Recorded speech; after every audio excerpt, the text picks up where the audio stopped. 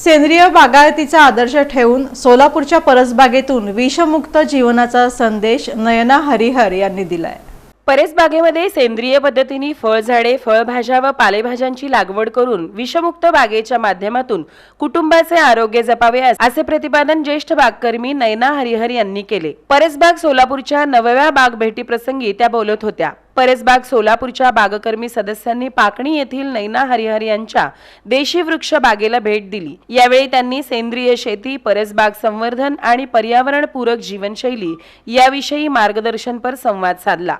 या बाग भेटीत सुनीता धायफुळे, जयश्री तासगावकर, अंजली केसकर, शोभा श्रीवास्तव, सुनीता व अशोक सोनवणे, वैशाली कुलकर्णी, गुरुचरण गेहदू, गजानन सुमंत, गौरी गोळवलकर, अरुणा जहागीरदार, डॉक्टर विद्या जनई, जपानहून आलेल्या स्वरदा जहागीरदार, जनई अनन्या जनई, मीना पाटील, सचिन शीतल, स्नेहा, संतोष, कांता यांच्यासह हरिहर कुटुंबातील सदस्य उपस्थित होते।